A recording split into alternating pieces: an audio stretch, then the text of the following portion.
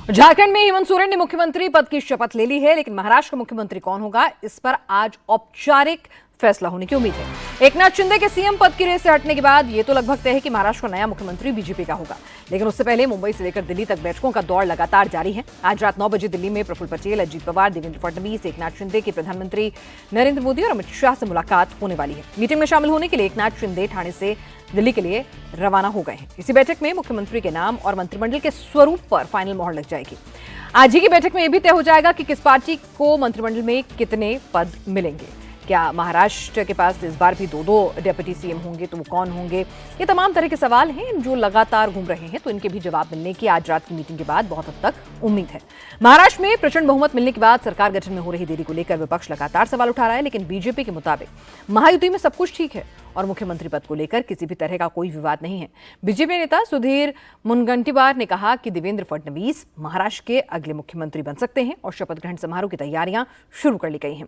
और विपक्ष जो देरी की बात कर रहा है वो पूरी तरह से गलत है। महाराष्ट्र में महायुति को प्रचंड जीत मिली है, लेकिन सरकार अभी तक नहीं बन पाई है। इसके पीछे वजह क्या है, मुख्यमंत्री कौन बनेगा, इन सब पर बात करने के लिए इस वक्त हमारे साथ बीजेपी के वरिष्ठ नेता सुधीर मुनगंटीवार हैं। सर, जीत तो बड़ी मिली है, लेकिन वक्त गुजरता जा रहा है, महाराष्ट्र को नया सरकार नहीं मिल रहा है, नए मुख्यमंत्री नहीं मिल रहे हैं। देखो भाई, सरकार तो आज भी हमारी है, तो मुझे लगता है क्या जल्दबाजी है। महाराष्ट्र में इसके पहले भी कांग्रेस की जब सरकारें आई चुनकर, उनकी ही सरकार थी। 2004 में तो 15 दिन के बाद शपथ विधि हुआ, 2009 में शपथ विधि होने को 14 दिन लगे।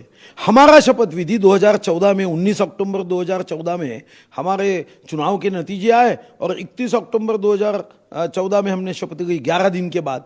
तो मैं समझता हूँ ऐसी कोई बहुत देरी हो रही है ऐसा कहना गलत है।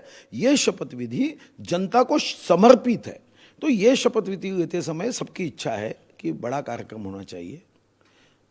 एकदम जनता के मन में, जनता ने जो विश्वास हम पर दिया है, तो हम उनके मन की इच्छा आकांक्षाएं पूरी करेंगे। इसके लिए विश्व गौरव, देश गौरव, गरीबों के मसीहा नरेंद्र मोदी जी भी इस शपथ विधि में रहे, ये सोच के साथ बाकी सारी बातों को देखा जा रहा है।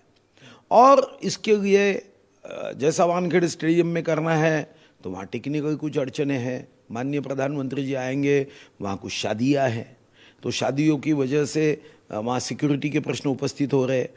माननीय प्रधानमंत्री जी के कुछ दौरे हैं, तो ये सब मिलाकर मैं समझता हूँ कोई, आप जैसा कह रहे, कोई देरी नहीं है। 2014 में 11 दिन लगे, 2009 में 14 दिन लगे, 2004 में 15 दिन लगे, तो ये देखने के बाद आपको क्या लगेगा 5 दिन में ही देरी हो गई है। अब तो पांचवा छठवां दिन है, 23 को लगा तो 28 है। तो मैं नहीं समझता कि ये बात ही मिथ्या है कि हमको देरी होगी। एकनाथ शिंदे साहब सीएम का पद का जो रेस था उससे पीछे हट गए, तो अब क्या देवेंद्र फडणवीस जी भारतीय जनता पार्टी की तरफ से मुख्यमंत्री पद की शपथ ले सकते हैं?